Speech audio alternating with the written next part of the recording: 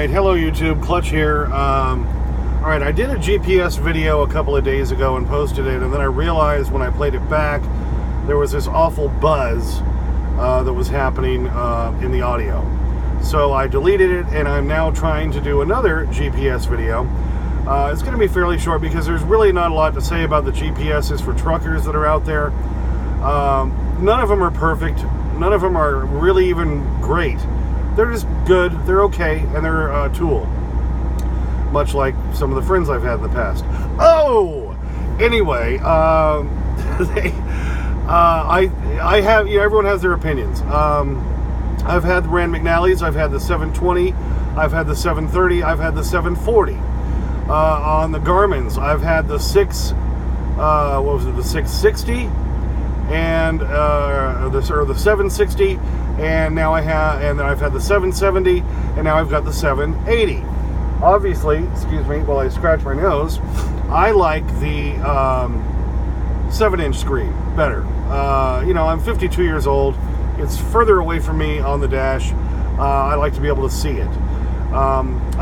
This is nighttime again. I'm here in Rafine, Virginia, off I-81. If you're familiar with this run at all, you know how packed this Petro is where I'm at.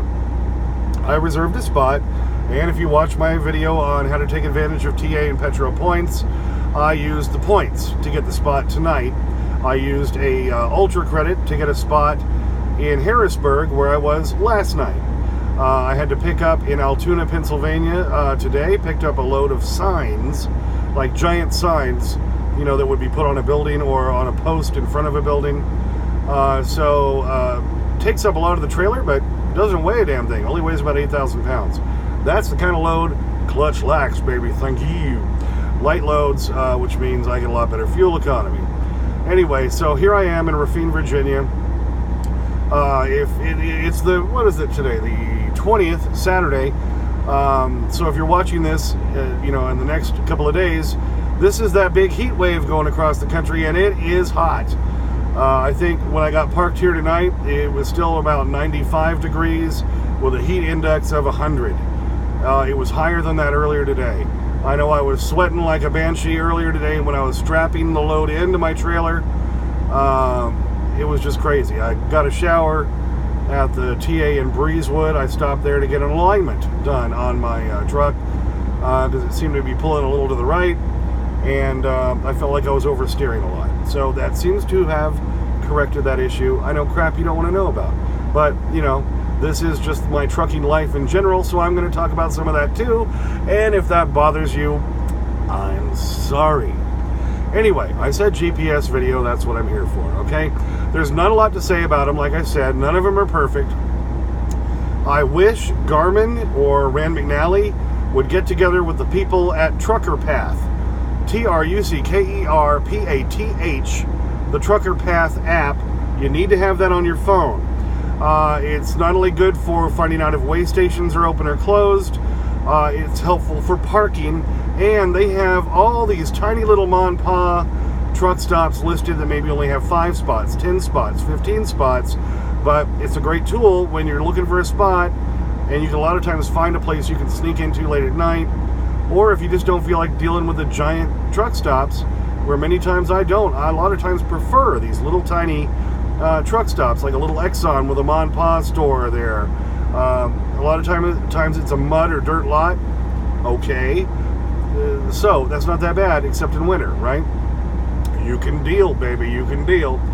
Anyway, I wish they had all the information the Trucker Path has on the GPS, but they don't. Rand McNally is better with more trucker locations, and they do have a lot of the smaller ones, like what's on Trucker Path. Garmin only has the basics, the big ones. Loves, TA Petro, Pilot Flying J. That's about all they're going to have. Occasionally, a few mon pods here and there show up on the Garmin database, but not a lot of them. So you have to kind of use both together as a tool when you're planning. What I like best about the Garmin, and this is the one I currently run, is the 780.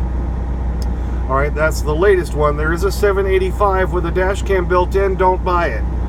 As you can see on my dash cam video, I talk about how all Garmin's with GPS with a built-in dash cam, it's just going to kill your GPS. They can't make a dash cam to save their life. Something wrong with their circuit board, they overheat, and it shuts your whole unit down. So just get the standalone GPS. It's cheaper anyway. I think right now it's on sale at TA Petros for $369 for the 780. I like the Garmin's better for routing and for finding addresses and simple ease of use.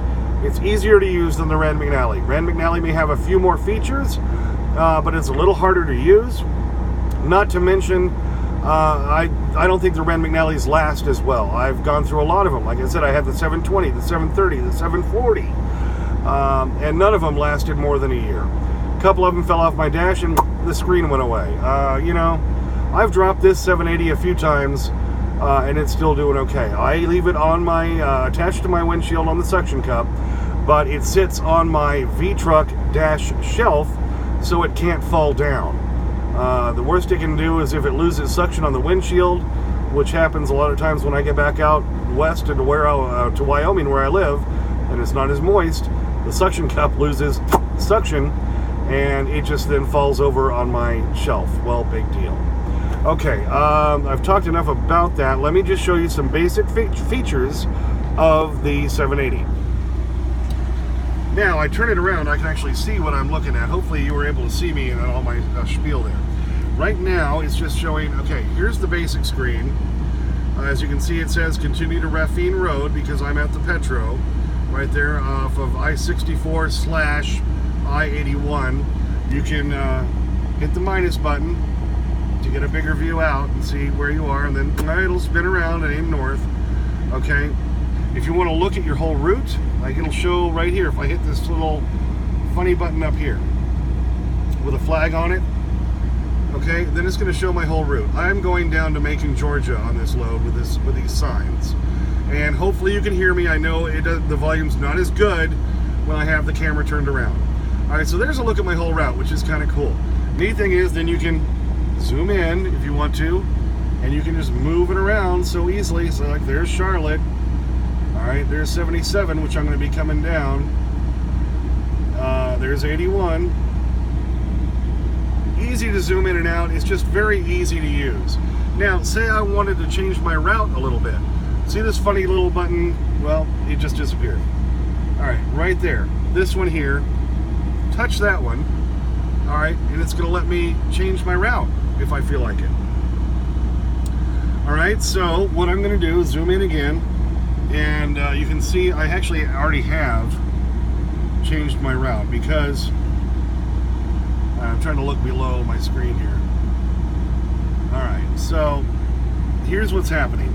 I'm dropping down 71 into Charlotte, and then it wants to take me across 85. Because, see that little trash can? I already put in a shaping point. That's what they call it. It's a shaping point. I told it to go 85 instead of dropping down 77 all the way to Columbia, which I could do. So if I want to do that, I hit that thing that says delete shaping point. Yes. Now it's probably going to put what it originally chose as my route, and it's showing, yeah, going down through Columbia, South Carolina, across I-20 through Augusta, and then dropping down to Macon. And it says at the bottom of the screen, saves 2 minutes. It adds 18 miles. Why does it add 18 miles? Well, because the other way you've got more 2-lane highway. Let's say, yeah, I'd rather do that. You say go. Bang. That's simple. It recalculates, and it does it fairly quickly. Please drive to highlighted route. And you heard her say it. Please go to highlighted route. It's all set to go. Over here on the right side, you can customize what you want to show up here. Like right now, since I'm not moving or anything, it doesn't have what I usually have up here. But once I start going, I always put, like in the top one, well, let's see, if I'll put in trip data. Alright, that's what it's going to do for right now. I think maybe because I touched it too much when I was experimenting earlier. But you can say, hey, I'd rather see something else in there. I'd rather see the distance.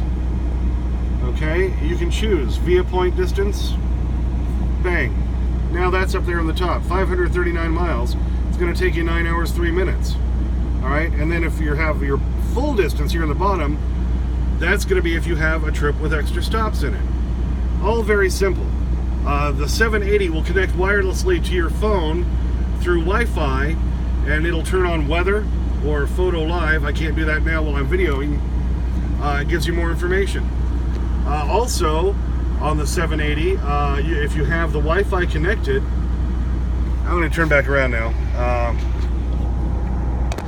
If you have that Wi-Fi connected on the 780, text messages will show up on your GPS in nice, big, easy to read while you're going down the road. It'll bing, and it'll say text message from such and forth, and it'll show the text message. You can hit a button on there, it'll play it, it'll read it for you.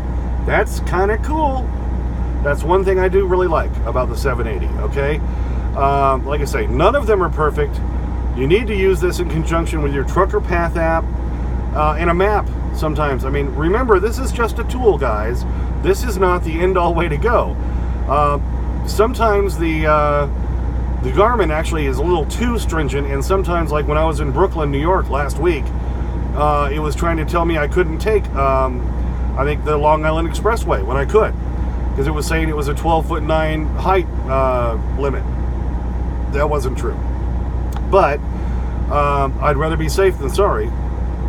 So that's why you should still have a trucker version instead of the regular layman version, because it'll keep you off of roads that might even possibly get you into trouble.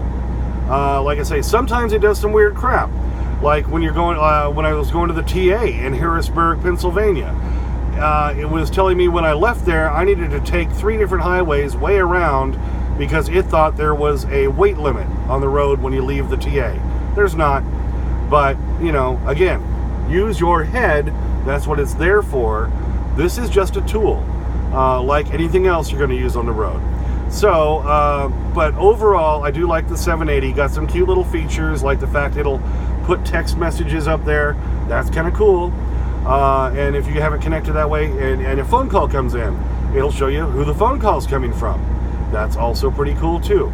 So overall, the 780 I think is pretty good. I've been happy with it. I had this one now about 2 years. I got it right when it came out, and it's lasted. So I can give it that. Like I say, none of them are perfect. This is probably about your best bet, in my opinion. And if you don't agree with me, fine. Well, that's what these are for, to give you information, and that's what we do with it. Oh, I also want to show you this. This is my little emoji speaker. See that guy there? That's a Bluetooth speaker. Got it at Sap Brothers in Cheyenne for 20 bucks, and it's actually a very good little Bluetooth speaker. It's just silly and fun. All right, so now I hope I've given you all the information you need in this now updated GPS video, since the other one I did had a bad audio glitch in it, and hopefully this one will not. So again, thanks for watching the Clutch Trucker channel. You know, subscribe, like, whatever. I'm Clutch. Thanks so much for watching. Clutch out.